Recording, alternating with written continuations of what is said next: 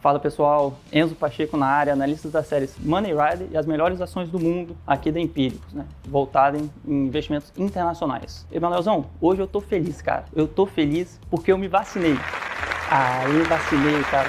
Eu tava esperando esse momento. O pessoal fala que, cuidado, pode ter algum efeito colateral. Não tem, gente. Vamos lá, se vacine, tá tudo bem. Aqui é a minha marquinha de vacina, tá tudo certo. E o que eu vou falar hoje tem, de certa forma, relação com a vacinação no mundo todo. Lá nos Estados Unidos a gente começou a temporada de resultados do segundo trimestre e várias empresas já mostraram os balanços para os investidores.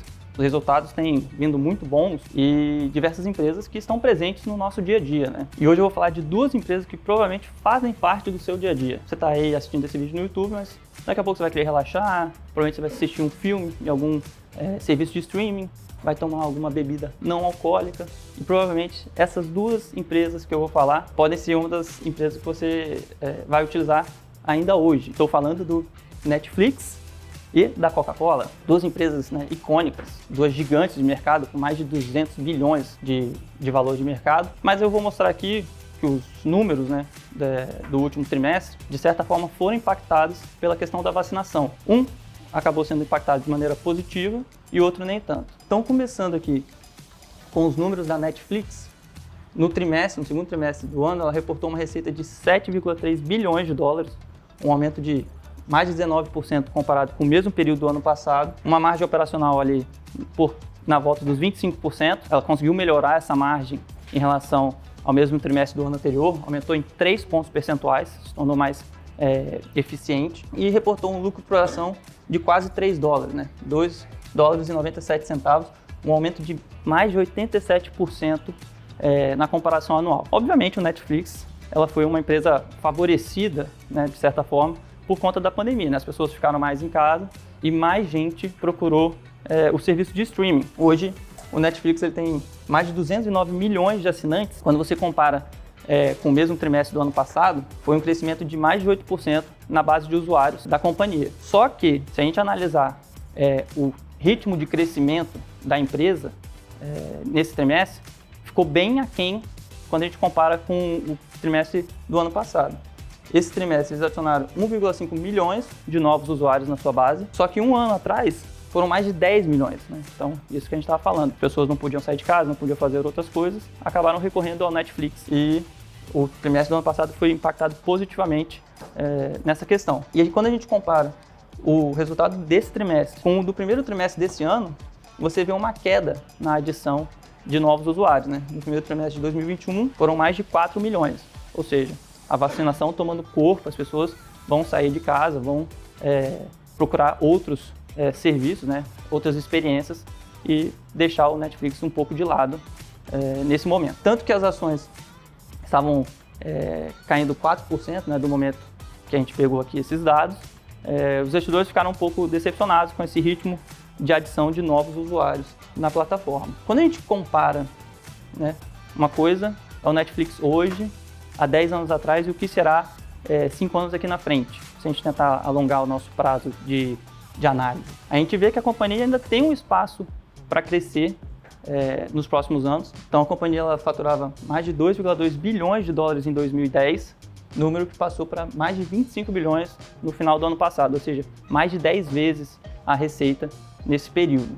E a estimativa é que a companhia reporte vendas em torno de 50 bilhões de dólares em 2025, ou seja, ela vai dobrar o seu nível de vendas do ano passado para daqui a 5 anos. Então, a gente vê ainda, é uma empresa de crescimento, tem muito mercado ainda para crescer. Se a gente for comparar os números dos usuários, em relação por região, a maior parte dos seus usuários, mais de 73 milhões, estão localizados nos Estados Unidos e no Canadá. Aqui na América do Sul, tem por volta de 35, 36 milhões para um continente de mais de 400 milhões de habitantes. Então, você consegue aumentar o número de usuários nessa companhia. Tanto que a empresa é negociada a múltiplos de empresas de crescimento, empresas de growth, que a gente chama no mercado. Então, atualmente, ela está sendo negociada por 49 vezes tanto seus lucros dos últimos 12 meses, quanto o lucro projetado para o final de 2021. Conseguindo entregar o ritmo de crescimento, se tornando uma empresa mais eficiente, Se a gente for pegar a margem operacional há 5 anos atrás estava ali na casa dos 10%, até menos, se bobear. Então a empresa, se ela conseguisse mostrar mais lucrativa e conseguir crescer a sua base de assinantes, é uma empresa que estaria, por que, negociando nesses múltiplos mais elevados, né? Bem acima da média do mercado. Por outro lado, falando aqui da Coca-Cola, a empresa, diferentemente do Netflix, ela não tem um ritmo de crescimento tão forte assim. A companhia, no segundo trimestre do ano, reportou receita de 10,1 bilhões de dólares, 37% comparado com o mesmo período do ano passado. Também aumentou sua margem, mais 2 pontos percentuais, chegando perto da casa dos 30%, e teve um lucro por ação de 68 centavos, mais de 61% comparado com o segundo trimestre de 2020.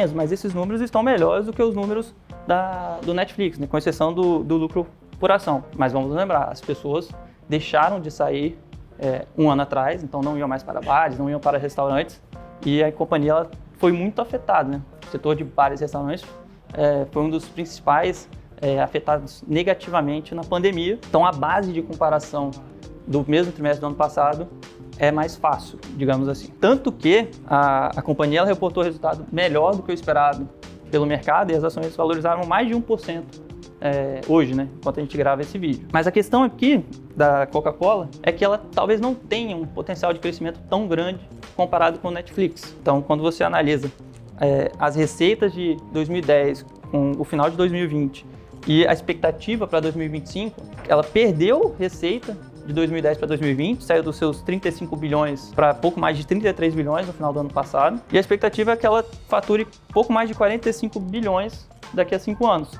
Crescimento aí da ordem de 40% nesse período de 5 anos. Então, obviamente, melhor do que os 33, mas nem um pouco comparado com o faturamento dobrado do Netflix, né? Até a estimativa é que em 2025 o Netflix fature mais do que a Coca-Cola. O importante aqui de Coca-Cola é como uma empresa geradora de caixa, né? O que a gente chama lá nos Estados Unidos de cash cow, as vacas leiteiras. Então, a empresa hoje ela negocia com um dividend yield, né? O quanto você vai receber de dividendos, da ordem de 3%. E a gente vê a geração do fluxo de caixa da companhia é mantida em níveis muito altos, o que permite que ela continue pagando dividendos para os seus acionistas. Então, de novo, desde 2010, a empresa gera, em média, por ano, 9,5 bilhões de caixa operacional. Se a gente retirar o que foi na média os investimentos de capital, né, que a gente chama em inglês de CAPEX, da ordem de 2,2 bilhões, ainda sobrava mais de 7 bilhões do fluxo de caixa livre, ou seja, o dinheiro que a empresa vai utilizar para pagar a sua dívida, para pagar dividendos. E nesse mesmo período, a média dos dividendos pagos ficou na casa de 5,6 bilhões de dólares, ou seja, grande parte desse fluxo de caixa livre vai para os acionistas por forma de dividendos. Tanto que as ações hoje elas são negociadas ali por 25 vezes seus lucros passados, 26 vezes o projetado para 2021, porque os investidores sabem que não vou ter um crescimento tão grande, mas eu, de certa forma, tenho uma garantia de um resultado muito satisfatório, considerando ainda mais a taxa de juros americana, via dividendos. Então, uma empresa que recorrentemente paga dividendos, ela também merece um prêmio, né, em relação ao mercado. Dito tudo isso, né, eu te mostrei aqui 2 cases que fazem parte da sua vida, eu ainda acho que existem oportunidades melhores do que essa no mercado americano. Então faz o seguinte, eu deixei um QR Code, eu acho que agora eu vou descobrir nesse canto da tela para você conhecer a nossa série As Melhores Ações do Mundo. Lá a gente tem uma seleção de ativos para você diversificar o seu portfólio em moeda forte e empresas que a gente acha que são melhores oportunidades hoje do que Netflix e Coca-Cola, beleza? Então, se você gostou desse vídeo, curtiu, compartilhe, siga a gente nas nossas redes sociais, deixe o seu comentário aqui, fala o que você achou dos meus desenhos, se você quiser fazer parte do meu curso de desenho, vamos ver se a gente tem gente suficiente, né, Emanuel? Já que você quer fazer parte, e vacine-se, beleza? Valeu, um abraço.